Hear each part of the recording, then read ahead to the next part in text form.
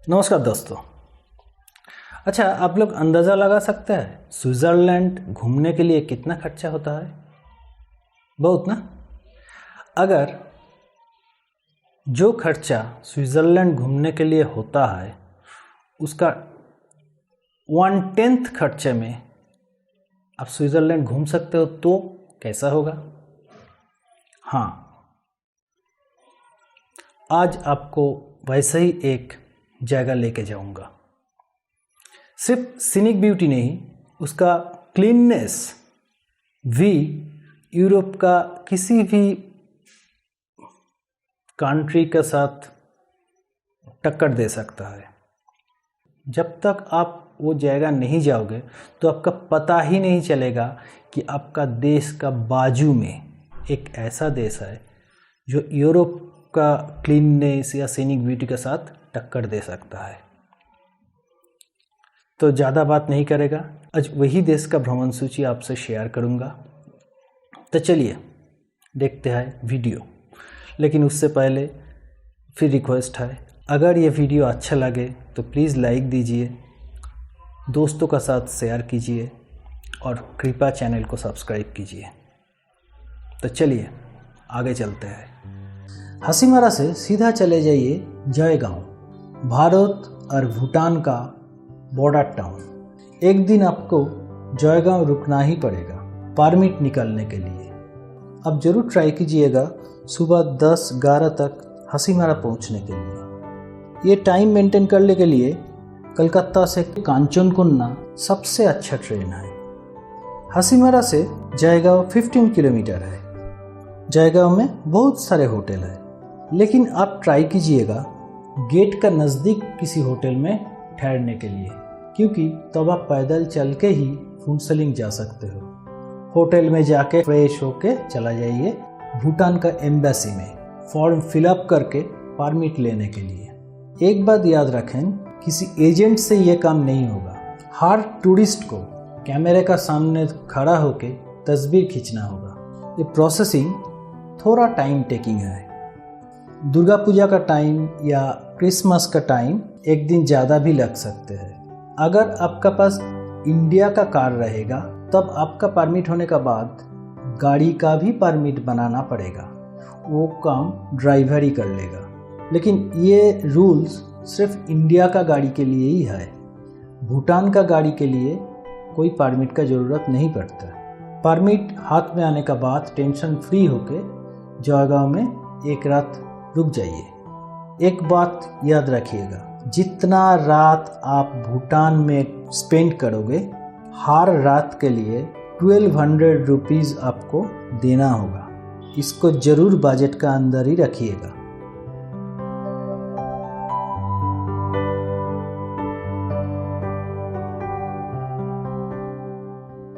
भूटान जयगांव का gate cross करके ही फुनसोली, भूटान का बॉर्डर टाउन।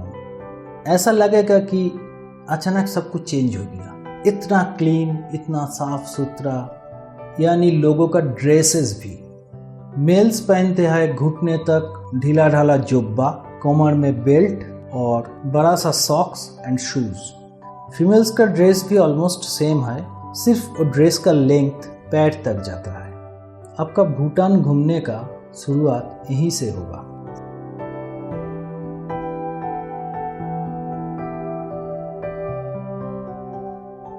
फुनसलिंग से थिम्पू का डिस्टेंस 146 किलोमीटर्स है।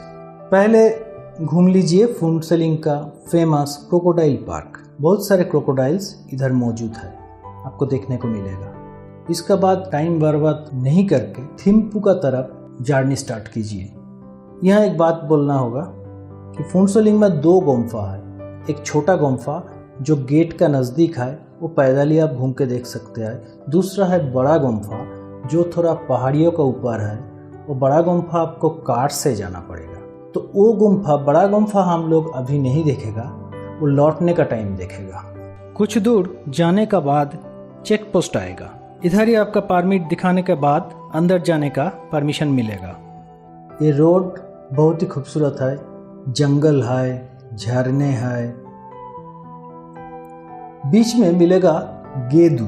ये कोई उतना जान पहचान जगह तो है नहीं, लेकिन एक अजीब चीज़ होता है इधर। दोपहर का 12 बजे से 3 बजे तक कोई ड्राइवर ये रास्ते में कार लेके जाना नहीं चाहते हैं। बहुत घने कोहरा में सब कुछ ढक जाता है। लोकल ड्राइवर्स इसको बोलते हैं जान लेने वाला कोहरा। ये कोहरा इतना ठीक होता है कि बहुत सारे एक्सीडेंट हो जाता है। ड्राइवर लोग जाने से डरता है। आपको समझ रहा है ना?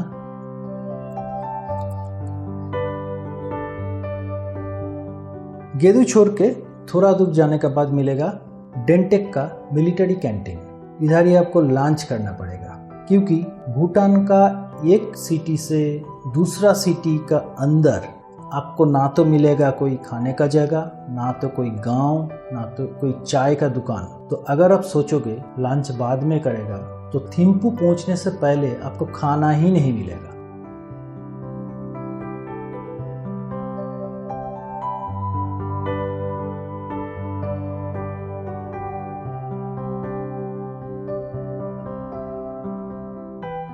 थिम्पू पहुंचते पहुंचते अंधेरा हो जाएगा।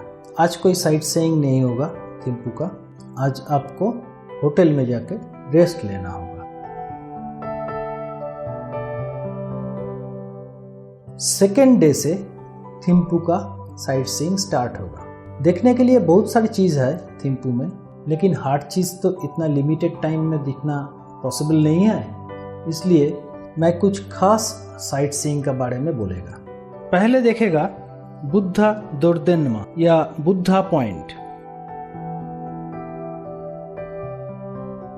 सिटी का अंदर ही है नेशनल मेमोरियल चोटेन। ये थर्ड भूटानीज किंग जिग्मे दर्जी वांगचुक का मेमोरी में बनाया हुआ है। हर दिन बहुत सारे लोग आते हैं, यहाँ प्रे करते हैं।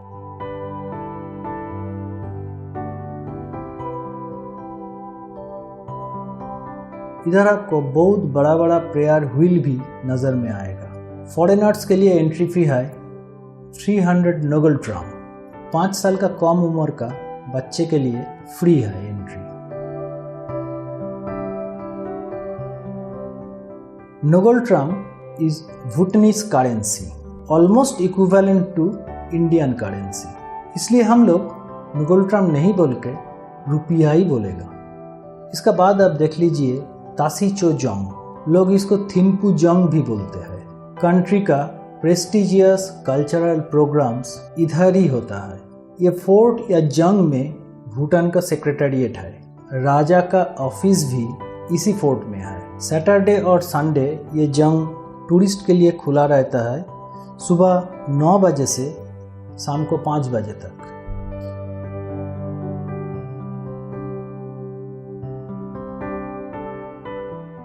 इसके बाद चला जाइए मातीथांग टाकिन प्रिजर्व।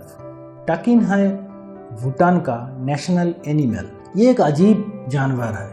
इसका चेहरा गाय जैसा है, साइज भी उतना ही होता है, लेकिन इसका फेस होता है पूरा बकरा जैसा। ये हर दिन 5 बजे तक खुला रहता है। Entry fee 30 rupees.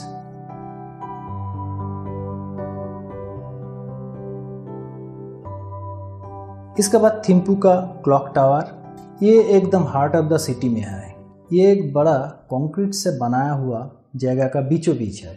एक स्क्वायर पिलर सीधा ऊपर उठ गया और पिलर का चारों तरफ 4 बड़ा बड़ा घड़ी है। सिटी का हर ओपन एयर फंक्शन यहीं पे ही होता है। क्लॉक टावर मैदान का अपोजिट में बहुत सारे दुकान है। अगर आपका मन करे तो आप लोग मार्केटिंग भी कर सकते हैं। इसका बाद लौटना है होटल में। एक बात ध्यान में रखिएगा, ये बात है स्मोकर्स लोगों के लिए। फुंडसोलिंग में गेट क्रॉस करने का बाद ओपन स्मोक मत कीजिएगा, आपको जुर्माना भरना पड़ेगा। भूटान में स्मोकिंग बैन है। थर्ड डे थिम्पू से चले जाइए भूटान का ओल्ड कैपिटल पुनाखा। फोचू और मोचू ये 2 नदियों का बीच में पुनाखा जंग पुनाखा का मेन अट्रैक्शन है। चारों तरफ पहाड़ी से घिरा हुआ पुनाखा एकदम जन्नत जैसा है। थिम्पू से पुनाखा 70 किलोमीटर्स है। पुनाखा का हाइट है 3937 फुट, जहां थिम्पू का हाइट है 7,658 फुट। लेकिन थिम्पू से पुनाखा आने का टाइम आपको क्रॉस करना होगा दोचुला पास, जिसका हाइट है 10,200 फुट। थिम्पू से दचुला 22 किलोमीटर्स। दोचुला में है 108 चोटतेन। इसको ड्रुक वांग्याल चोटतेन भी बोलते हैं। अगर आसमान साफ रहे तो यहीं से 360 डिग्री पैनारामिक व्यू दिखाई देता है। मासागांग, कांगफुगांग, सेंडागांग, जेजेगांग फुगांग, टेरीगांग ऐसे बहुत सारे बर्फीली पहाड़ दिखाई देता है, जिसका हर पीक का ऑल्टीट्यूड 7,000 मीटर का ऊपर है, सिवाय सेंडागांग। सेंडागांग का हाइट है 6,960 मीटर।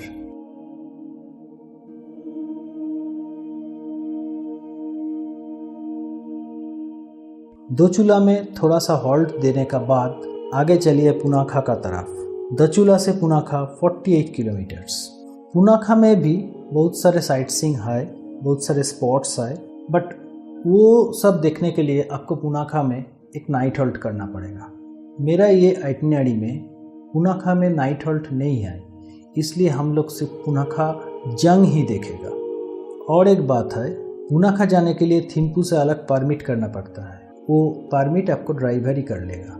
और पुनाखा से थिम्पू शाम का अंदर ही लौटना होगा। उसका भी एक स्पेसिफिक टाइम है, वो भी ड्राइवर को पता होगा।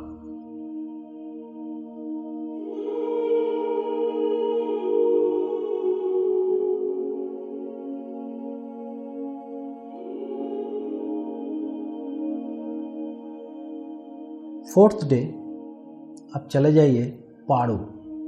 खूबसूरत पारो। थिम्पू से पारो 162.5 किलोमीटर है और पारो का हाइट है 7,217 फुट। भूटान का ओनली एयरपोर्ट पारो में ही है, पारो चू का बाजू में। पारो बहुत खूबसूरत है। थिम्पू जैसा पारो में भी बहुत सारी जगह है देखने के लिए। ये सब आपको देखना होगा नेक्स्ट डे। ये दिन आप होटल में जाइए और रेस्ट लीजिए। फिफ्थ डे अर्ली मॉर्निंग निकल जाइए चेलेला पास के लिए।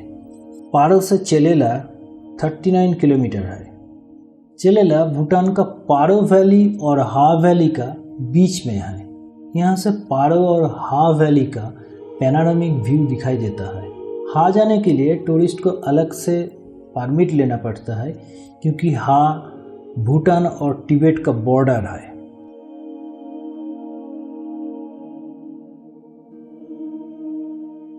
चेलेला से माउंट जुमलहोरी और माउंट जीचू ड्रेक का बर्फीली पीक दिखाई देता है। चेलेला का हाइट है 12,500 फुट। पारो में अगर बारिश होगा तो चेलेला में बर्फ़ गिरता है। ऐसे तो मॉर्निंग में चेलेला जाके दोपहर तक ही लौट आ सकता है पारो में, लेकिन अगर रास्ता में बर्फ़ रहे तो टाइम थोड़ा ज़्यादा लगेगा। चेलेला से लौट के देख लीजिए किचू लाखांग मोनास्ट्री। ये मोनास्ट्री 7th सेंचुरी का है। ये 1300 साल का पुराना मोनास्ट्री भूटान का एक बहुत इम्पोर्टेंट मोनास्ट्री है। यहाँ एक संतरा का पेड़ है, जहाँ साल भर संतरा दिखाई देता है। किचू लाखांग के बाद जाइए नेशनल म्यूज़ियम। अप्रैल से अक्टूबर तक ये म्यूज़ियम सुबह 9 बजे से 5 बजे तक खुला रहता है और विंटर में मतलब नवंबर से मार्च तक 4 बजे तक खुला रहता है। अंदर जाने के लिए एंट्री फी देना पड़ता है। इसके बाद आइए रिंगपुंग जोंग या पारो जोंग। ये जोंग भूटान का एक मिस्टीरियस कंस्ट्रक्शन है। इतना बड़ा जोंग में एक भी किला यूज़ नहीं हुआ, फिर भी ये जोंग बहुत बार दुश्मनों से पारो को रक्षा किया। ये जंग मार्च से अक्टूबर तक सुबह 8 बजे से शाम को 6 बजे तक खुला रहता है। नवंबर से फरवरी तक सुबह 8 बजे से 4:30 बजे तक खुला रहता है। किचू लाखांग, पारो जंग, नेशनल म्यूज़ियम ये सब आजू बाजू में ही है। दिखने में ज़्यादा टाइम नहीं लगता। शाम को पारो का मार्केट घूम कर देख लीजिए, लेकिन यहाँ का शॉपकीपर्स डॉलर वालों को ही ज़्यादा पसंद करते हैं, इसलिए सामान भी बहुत महंगा है। 6th डे, बहुत जल्दी निकल जाइए। आज आपको जाना है पारो का तथा भूटान का आइकॉनिक मोनास्ट्री तख्तसंग मोनास्ट्री देखने के लिए। तख्तसंग मोनास्ट्री को लोग टाइगर्स नेस्ट बोल के भी पहचानते हैं। पारो से तख्तसंग का डिस्टेंस 12 किलोमीटर है और इसका हाइट है 10,336 फुट। ये मोनास्ट्री एक बहुत हाई क्लिफ का ऊपर सिचुएटेड है। नीचे से इसको देखने के लिए सर को 90 डिग्री पीछे हिलाना पड़ता है।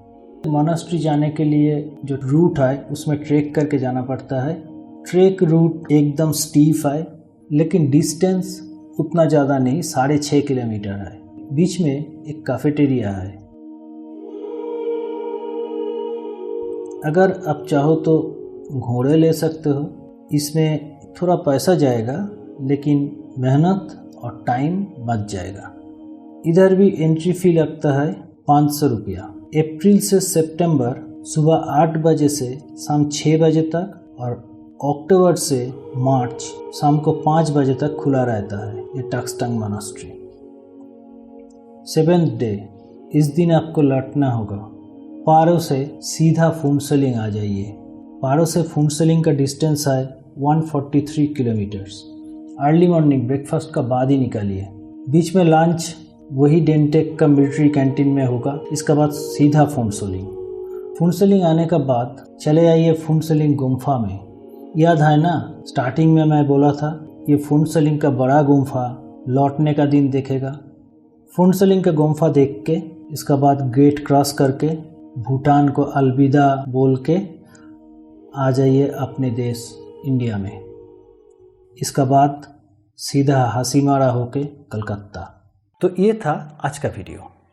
अगर आज का वीडियो अच्छा लगा तो एक लाइक दीजिए वीडियो पे और शेयर कीजिए, और कृपया चैनल को सब्सक्राइब कीजिए। Thank you, good bye.